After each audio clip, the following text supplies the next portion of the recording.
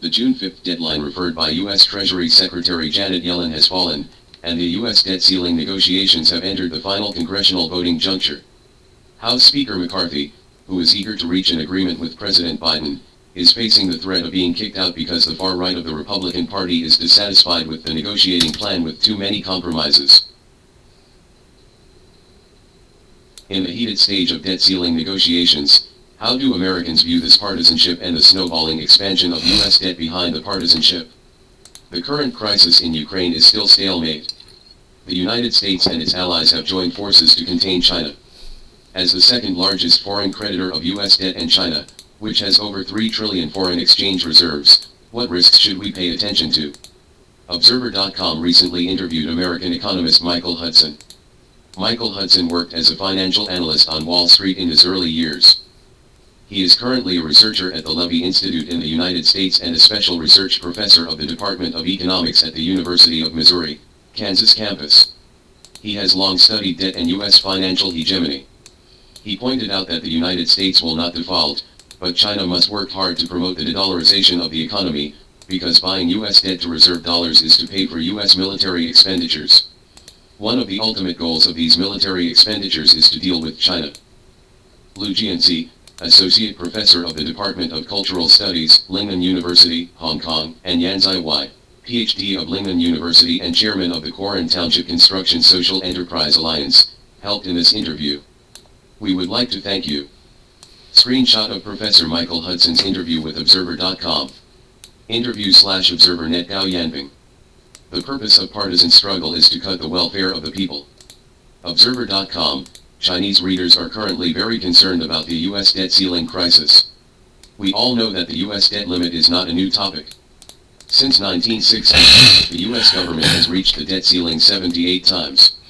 How bad will it be this time compared to previous U.S. debt crises? Michael Hudson, probably not that bad.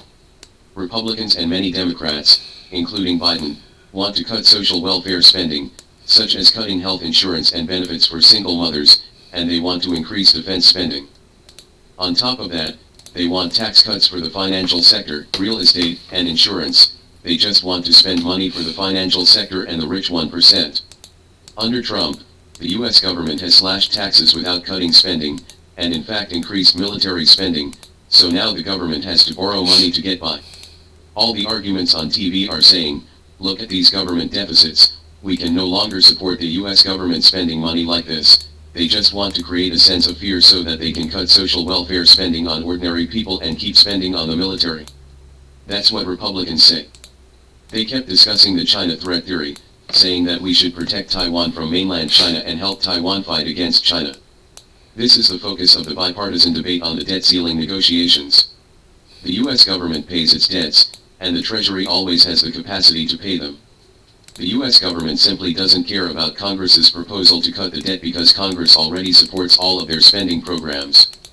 So, if Biden says, we have to agree with the Republicans on cutting social welfare spending, because Biden and the Democratic leadership have essentially become Republicans. Observer.com. Since the first $45 billion ceiling was set in 1939, U.S. debt has grown substantially. The problem is that the debt ceiling arrangement was supposed to limit excessive government spending and ensure financial soundness. However, U.S. debt has exceeded the limit 78 times in the past 60 years. Why the debt ceiling arrangement doesn't work? Michael Hudson, as I said, it's all publicity. The government doesn't see this as a problem at all. Each country can always create enough money to keep it going when it wants to go to war. When World War I started, people said the war would be over in 6 months because the government would run out of money by then. But governments can always print money. There are many ways the government can do that today. It can mint a silvery gray coin of this size and say it's worth $1 trillion and we put it in the treasury. Suddenly, the government has enough money to spend. It doesn't have to tax it. It doesn't have to borrow money at all. They create money just like the government's printed money in WW1 and WW2. If there's a problem with the debt ceiling debate, it's just a sham because the government wants an excuse to cut social welfare spending and avoid spending money on the 99% of ordinary Americans, and they want to keep spending it on the 1%. Observer.com. Even so, I still want to explore the fiscal balance of the United States. From the data point of view, the expenditure of the US government far exceeds the income of the government. For example, since 1969, the government has only had a financial surplus for 5 years. Since 2001, the United States has been living beyond its means. The US economy has been growing for the past few decades, so what happened in the US to make the debt snowball bigger and bigger? Michael Hudson, the financial sector is separate from the economic sector. Government debt and fiscal balance sheets are not financed by revenue, so no matter how big the GDP is, it has nothing to do with the ability to pay taxes. The government has never been willing to say directly, we don't want to spend money on social welfare programs, we don't want to spend money on treatment for COVID-19 or other diseases, we don't want to pay unemployment insurance, we don't want to spend money for the poor, we don't want to pay social welfare expenses, we just want to keep military spending and subsidize the spending of the banking sector. We are willing to spend huge sums of money in the financial sector. Since 2009, the US government has lent $7 trillion to the banking system to buy stocks, bonds, and real estate. The US government is unwilling to spend money on economic development. Now it's a political choice. It can be said that the class war in the United States has reached an unprecedentedly intense stage. American politics has never been so right-wing. We're under a very right-wing government that's telling people that the government doesn't have the money to benefit the people. But Trump said when he was in office, we can create all the money we want, we don't need taxes, referring to Trump's tax cuts for businesses. U.S. Vice President Dick Cheney said when George W. Bush started the Iraq War that the deficit doesn't matter, the rising debt doesn't matter, we can print money whenever we want. Debt talk is a front when they want to reduce the welfare of the people, and they try to fool the people into believing that the government is too indebted to print money anymore. One of the details of the negotiations to increase the U.S. debt ceiling, student loan relief may be cancelled. Drew Angerer. But you're in China and you know the government can issue money to create money, and that's how your economy grows, and that's how the U.S. economy grows in general, unless there's a political choice to not need economic growth. The leaders of the Federal Reserve said that we need a depression and that the United States needs some unemployment. Because rising wages eat into profits, we need to bring wages down so businesses can make more money to hire people. If we can create depression and unemployment, wages will go down. That's our political policy. This is the exact opposite of China's policy. You want wage living standards to go up while the US wants them to go down. That's the difference. US debt inflation is based on the US dollar hegemony system. Observer.com, you speak very well. Next we discuss the two possible scenarios of the US debt ceiling crisis, and the problems of the US-dominated global financial system. There are at least two scenarios when the US hits the debt ceiling. In the first scenario, Congress will raise the debt ceiling before the government runs out of cash. It would not be surprising if the US can reach an agreement to raise the cap by June 5th, as the US has been doing for decades. Looking at history, US debt has expanded sixfold over the past 2 decades. The examples of countries such as Argentina, Zambia, Sri Lanka, and Greece show that a debt crisis can have disastrous effects on their economies, but the United States seems to have no fear of debt and always has big money to squander on the military in terms of social welfare, as well as the welfare of the people, such as the large amount of cash subsidies issued by the United States during the epidemic. Some Chinese were very envious of this at the time. What do you think? Why is this happening? Michael Hudson, US debt is very different from Zambia or Latin American or African countries. The difference is that the US has its own currency debt and it can print its own currency at any time to pay any amount of debt. The debts of Zambia, Latin America, and Africa are dollar debts, and they can only print their own currencies, not dollars. In my opinion, every country's debt should be in its own currency, because then there is no real foreign debt problem. So why does this happen? How will Zambia and other countries get the money to pay their dollar-dominated debt? Either they export all the copper and other raw materials they can to the US, or they can sell off their commons, natural resources, and monopolies. These countries can privatize their economies, sell them to foreigners, and get dollars to pay foreign creditors. Or they could go to the IMF and the US government. They might say, can you lend us some dollars so we can pay off our dollar-denominated debt? The IMF said, sure, we will lend you money, but this country has to come to power with a right-wing military dictatorship to get that money, and you have to have a government like our Ukrainian friends. We lend you so much money, you have to be willing to devalue your currency, lower the price of your products, and make your labor costs significantly lower. And you can't have unions, you have to cut social welfare spending, spend less on education and social welfare. If you do what America asks to create a right-wing government, if you sell your copper mines to American companies, if you sell your country's forest resources to American companies for dollars, then you have enough money to pay your debts. Otherwise, we will come directly to deprive you of your property. This is the difference between Global South debt and US debt. The debts of most countries in the world are in US dollars, not in their own currencies. Americans don't need to worry about dollar debts, because Americans don't need to go to the IMF. Americans run the IMF, which can directly print money to pay off debts. That's the difference. What China should worry about is US financial sanctions. Observer.com, another hypothesis is that the US Congress is still unable to reach an agreement to raise the debt ceiling before the US Treasury Department runs out of water, the US debt defaults, and the government may shut down again. While the odds are low, what do you think would be the impact on the US economy and the global economy if it happened? Should the world be worried? Who is the winner and who is the loser in case of default? Michael Hudson, nothing is going to happen. Regardless of what the US government pays foreign debt and bondholders, US government bondholders are the wealthiest class, and each of them will get their due in the end. The US government will never refuse to pay back the richest 10%, they will only default on the bottom 90%. The US government may cut social spending, but it will certainly pay down debt holders. And when they pay off their debts, the debt balance is immediately reduced, and the government can then borrow again. This doesn't add to the deficit at all, which is what's called a debt rollover. It can say that once the infighting in our Congress is over, America will pay the interest it owes.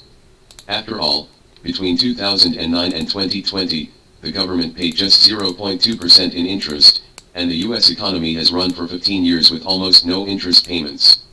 Therefore, the principal rollover will not be a problem. All they have to say is that the debt has been paid, that there is no default, that there is no debt, that there is no loss at all. Observer.com, however, the Chinese are a little worried.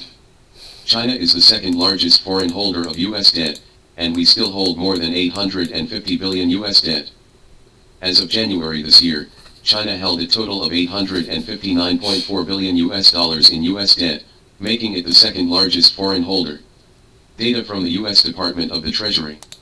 Michael Hudson, the only thing China should be worried about is what if the US treats China like it treats Russia. Simply put, the US wants to take your money, referring to financial sanctions such as freezing foreign exchange reserves. Because we see China as a competitor and we're going to take all your wealth and we're going to try to hurt you like we did with Russia because we plan to go to war with China in 5 years. This is something China should worry about. Observer Network, yes. The next question is about China. The US media have published many articles on the US debt ceiling issue. When they express their concerns about the US debt ceiling crisis, they always mention China. For example, I list the titles of several articles. CNN said, How the US Debt Negotiation Showdown Played China's Way to Harm US Global Power. The Diplomat, How China Became a Bipartisan Debt Ceiling Negotiation, Modern Diplomacy, US Debt Ceiling. The investigation of the crisis is a great gift to China. So, can you explain how, in your view, the two possible outcomes of the US debt ceiling crisis would affect China? Michael Hudson, there is zero chance of a US debt default. The threat of default is not even worth considering. It is just an excuse to cut social spending. Don't be intimidated by their arguments on TV, it's all a preemptive ploy, not real. No one will default on the debts of the United States, because the United States insists that everyone pay back their debts. Think about it, if the US doesn't repay China's debts, then Zambians, Africans, and Latin Americans will say, well, let's write off all these debts. This is not what the United States wants, but China may support this, laughs, but this is not what the United States wants. Observer.com, haha, there are indeed Chinese people who think so. Even if you think China has nothing to worry about, many Chinese are still a little worried, and they propose to prepare for the worst. Michael Hudson, America will pay you back. Imagine that if the US doesn't pay your debts, Chinese can confiscate the property of the Americans, which is not only owned by China, but also owned by the whole world. When Argentina was unable to repay its debts that year, 2001, bondholders seized Argentine ships and confiscated Argentine property. If the United States does not repay the debts of the Chinese, China can, and can do the same. However, this is unlikely to happen. Who has benefited the most from China's boom? Observer.com, let's talk about China's debt problem again. Unlike the United States, China has been very cautious, some might say conservative, about expanding its debt. Although China may need more active fiscal and monetary policies to boost the economy, especially at the moment, and the central government's debt is quite low, some local governments are facing debt risks. China once debated whether China should also engage in fiscal monetization, especially during the 2020 epidemic. But considering the risks, the government ultimately rejected the proposal. What do you think of China's trade-off between risk prevention and economic stimulus? Michael Hudson, there are two ways for governments to create money, printing paper money or creating digital money. The use of digital currency, the Chinese government is already doing. In the West, the state allows private banks to create credit, and the wealthy create credit and lend it to the government. But China does not want to have an independent financial class, so the central government can start printing money. However, local governments in local cities and towns cannot. So the question is, how do local governments finance spending? This is exactly the problem you mentioned that local governments are really facing. Since local governments at the provincial, municipal, and district levels cannot print money and issue bonds, they either go to the bank to borrow money or collect taxes, but the taxes are not enough, so local governments have adopted a financing model of selling land to real estate developers. This is one aspect of the housing and real estate issues facing China today. I think there is a simpler solution. The central government is eligible to issue currency that it can loan to local governments for government-sanctioned social spending. In this way, there is no need to rely on land sales for financing. In fact, local governments can use propaganda to say that we are going to do what the 19th century Western classical economists wanted to do, so as to drive down land prices and house prices. Economists such as Adam Smith, John Stuart Mill, and Karl Marx argued that the government could tax the gains from land rents. You don't want to tax laborers, industrial companies, but you can tax gains on land instead of the price increase of buildings on land. In this way, people cannot go to the bank to borrow money to speculate on housing prices, because housing prices only reflect the cost of housing construction, and housing construction will not increase land rents. The only thing that doesn't want China doing this right now is the banking system. The bank told the government that instead of taxing the land, it would be better to sell it. Banks will lend to developers, and local governments will purchase land from local governments, so that local governments will be able to carry out construction. However, more and more debts in China are accumulated in banks. In addition to developers, when residents invest more and more funds in purchasing houses, they must also borrow from banks and pay interest. At this time we found that the banks will be stronger than the government, which is what the banks want. This is basically the core of the current conflict in China. Who profited from China's prosperity and got richer and richer? Is it the Chinese people and the government, or the bankers and real estate developers? This is the biggest political issue in China this year. De-dollarization is the key to demilitarization. Observer.com, makes sense. The last question is back to the United States. Although you think the US debt ceiling crisis will have no impact on China, US debt, and the US dollar, as symbols of US financial hegemony, have been weaponized. In the long run, how do you think the United States will be relieved? The risk of endless debt accumulation to Chinese and other foreign creditors? Is de-dollarization a good way to reduce the negative impact of US financial hegemony? Michael Hudson, it is very important for China and other countries to de-dollarize their economies. When your central bank uses US dollars as foreign exchange reserves, it means that you have lent US dollars to the US government. And what does the US government do with those dollars? Much of it is spent on armaments in China, Russia, and Asia and around the world. Note, since April 1, 2016, in addition to publishing official reserve assets in US dollars, relevant data will be published in Special Drawing Rights, SDR, of the International Monetary Fund. The converted exchange rate comes from the website of the International Monetary Fund.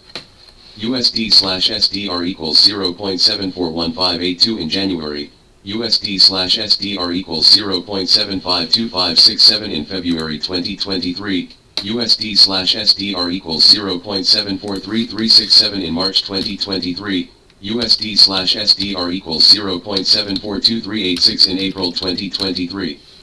By holding dollars, you are lending money to the US government, allowing it to surround you militarily, have the money to engage in military confrontation with you, and have the money to threaten you not to do things the US does not like.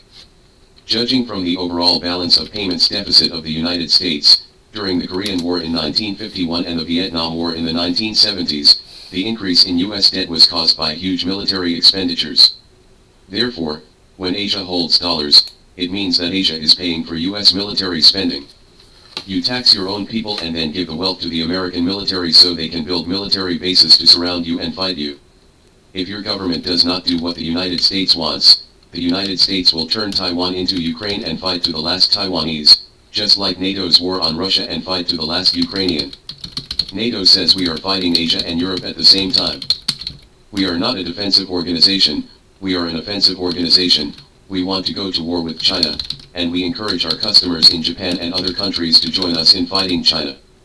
Because we want to control China, if the Chinese government refuses to sell us Chinese companies, if China refuses to sell raw materials to American buyers, then we will have to change the Chinese government, and we need a lot of military spending to achieve this. The US government has said that they want to divide China into 4 or 5 different countries. And they say that after the split, some Chinese will definitely lend us dollars and can support us against China. The world has split into a dollar bloc that relies on US military spending against every other country in the world. Most countries in the world should strive to promote currency swaps and local currency settlements, reduce their dependence on the US dollar, and not reserve US dollars to lend to the US government. Once there is no money, it is impossible for the US government to spend so much foreign military spending all over Asia. Therefore, de-dollarization is the key to demilitarization. Observer.com, very good. Let me add another question. In 2022, 12% of the US government expenditure will be used for military defense. At present, the two parties in the United States are haggling over how to increase income and reduce expenditure.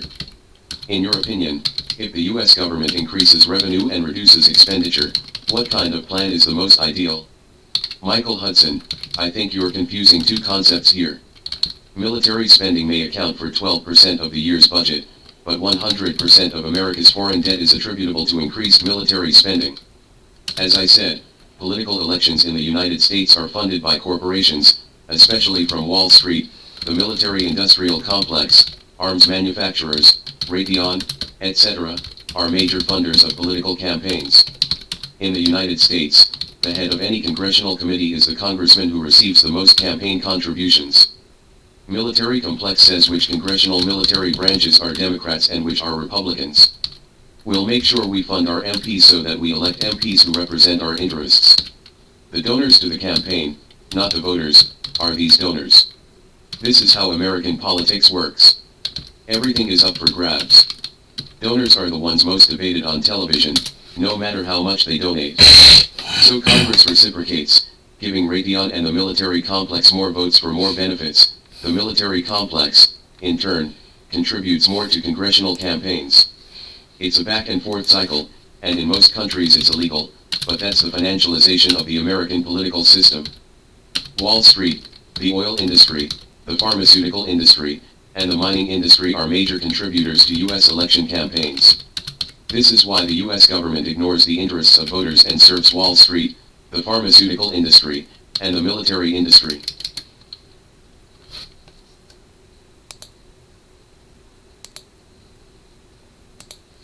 Russia said on May 31st that it had destroyed the last major warship of the Ukrainian Navy, Agence France-Presse reported. The warship is deployed at Odessa in southern Ukraine. According to the report, the Russian military said in its daily battle report, on May 29th, the Russian aerospace forces launched a high-precision strike on the mooring area of the port of Odessa, destroying the last warship of the Ukrainian Navy Yuri S. Orfilenko. Agence France-Presse said it could not independently confirm Russia's claim. A spokesman for the Ukrainian Navy declined to comment, the report said. According to reports, the Yuri Orfilenko is a medium-sized landing ship. According to a Reuters, Russian Ministry of Defense spokesman Igor Konashenkov announced on May 31st that the Yuri Orfilenko was hit by a high-precision weapon on May 29th. But he gave no further details. Reuters pointed out that Kalashnikov's high-precision weapons usually refer to missiles. The Ukrainian military also did not respond to a Reuters request for comment. Reuters noted that Ukrainian officials said on the 29th that the Russian army launched an airstrike on the port of Odessa on the Black Sea that day. Reuters also said it could not independently confirm the Russian-Ukrainian version of the situation on the battlefield. Many people ask, why are the people poor when the country is rich? The real reason is worth pondering. In recent years, there have been voices on the internet claiming that my country has become the world's second largest economy, but ordinary people still feel financially strapped. This phenomenon does exist.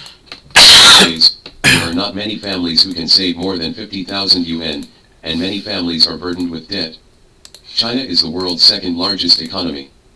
In 2022, China's gross domestic product, GDP, will account for 18% of the global economy, and the United States will account for 25%. Moreover, as China's economy continues to recover, some international institutions have continuously raised their forecasts for China's economic growth. When will China's economic aggregate surpass that of the United States and become the world's largest economy? This has been a hot topic in the media in recent years. But, China is the second largest economic power in the world, and many ordinary people do not feel this kind of prosperity. Why is this? The first is excessive consumption desire. In the past, people simply bought some items during the Chinese New Year. However, nowadays, it seems that I am sorry for my hard work over the past year without buying more food, drinks, and daily necessities. People pursue the best food, clothing, housing, and transportation, and even if they need loans, they must be on par with others. Clothing and shoes that used to be patched can last for years, but now you hardly see people wearing patched clothing. In the past, even simple tea and light food could make people relish, but now, big fish and big meat have made people feel tired. People's biggest worry is no longer not having enough food, but what to choose among the many choices. In the past, living in an earthen or brick house, even if the living area was small, a family of 7 or 8 could live happily and harmoniously together. However, nowadays, even owning a 180 square meter elevator apartment may not bring real happiness, because many families are burdened with mortgage pressure for more than 10 or even 30 years. In the past, a bicycle with 2 or 8 bars was enough to carry people and goods, which brought great convenience to people. However, even if they own a luxury car, many people have worries on their faces because they are under the pressure of car loans. These changes show that with the development of the economy and the changes of the society, people's consumption desires and demands are constantly improving. The second is the impact of the epidemic. In the past 3 years, the epidemic has had a considerable impact on ordinary people. Many people have to rely on consumption of savings to maintain their lives, which eventually leads to imbalances in income and expenditure, and even heavy debts. In addition, inflation is also one of the reasons why ordinary people cannot become rich. RMB depreciation and inflation are serious. In the past, 10 yuan was enough to live a good life, but now 1,000 yuan can buy limited items. The problem of inflation is very serious. Therefore, I think it's not that the common people have no money. People's desires can never be satisfied, and the so-called endless gullies of desires are hard to fill. This is a truth. We should do what we can, and when buying houses and cars, we should measure according to our own ability and not exceed our own tolerance. Rational consumption is an important aspect of maintaining healthy economic development and personal financial stability. How do you feel about this? Welcome to leave a message in the comment area. A Tsinghua student's evaluation of the professors of Tsinghua University. 1. The level is very low, full of core values, and the titles and official positions are mixed with core values. Many pedagogy and Dr. Maja are concentrated in the fields of social sciences such as administrative agencies, economics, management, and public management. The country's investment in patriotic education resources for Tsinghua University has been divided by these people as cakes, and they have mastered the resources and circles such as selection and transfer, so they dare not say any more. To those who are in the Wudaoka financial circle, master resources such as schools and enterprises, are suitable for learning and business, use the identity of a professor to carry out various business patchwork as a broker, have many wives and concubines, and office scandals continue. Daughters-in-law change back and forth, go out, and play all kinds of tricks. The financial circle is much crazier than the entertainment circle, and they will sell deceptive lessons online. 3. Tsinghua Academy of Fine Arts, which is not Tsinghua University, is the same situation as other art schools. Teachers and students play post officials, and both have personal studios to make money. Aesthetically, it is very partial to Western modern and postmodern art, but the basic theory of art is insufficient. It is a fool for the West, and it is foolish for the domestic. The works are all based on the feeling and the Western business. However, the beauty of the Central Academy of Arts and Crafts is not very good, and the craftsmanship is relatively accurate, and the little yellow pictures will be shared among small online circles. 4. Exquisite self-interested sea turtles do not usually come to school, and often live in wealthy areas such as Wangjing Chaoyang, Shenyi, which are far away from the school. There is a shell company, and the school becomes a platform for them to exchange interests around the world. They have extremely high IQ and faith. Nothing, bones and first paragraph people. 5. Professors of pure engineering, ignorant of world affairs, dedicated to academics and want to achieve themselves, very poor, often eat in cafeterias, have read and professional ideas, idealists. Most of them are senior academicians, not because they don't want to make money, but because they can't afford to lose their figure. They are more realistic even if it is true. It does not have the courage to fool around and the cunning of businessmen, the light of human science and engineering. The disciples and grandchildren who are capable and filial will have huge savings, but their lives are still simple. Never surf the internet for things other than scientific research such as social software. 6. An administrative cotter without a standpoint, with excellent writing skills. His wife is generally the second generation of officials, and his children respond to the country's call, 1 when he should be 1, and 2 when he should be 2. A natural reserve official, he can speak and do things impeccably, and can also show personal ability. The deputy office will send officials from all over the country. Why do you say that these people have no position? They just say what the above said, and they don't want to take responsibility at all. Most of them are Zhao Zhenji, who, as a communist, never sings the Internationale. The official account client will be forwarded online. Some of the people here have evolved into the following category at Hu Zongxian's level, but I haven't seen Hai Rui so far. 7. Retired state-level leading adjunct professor, with strong ability, positive attitude, strong overall view, and the light of humanities and social sciences. But recently, a piece of paper stopped all part-time jobs, would dive online, and never spoke up. 8. Peking University is more chaotic than Tsinghua University. At least Tsinghua University does not have so many charlatans under the banner. Netizens said that except for the 7th type, other descriptions are extremely accurate and refined egoists. Educational reform and rectification should start from Qingbei, put teachers' morality first, and enhance the patriotic sense of responsibility and mission of teachers. As the highest institution of higher education in China, Tsinghua University's total annual education budget is 40 billion, 2023, and Peking University is more than 30 billion. It cannot become a concentration camp for parallel imports.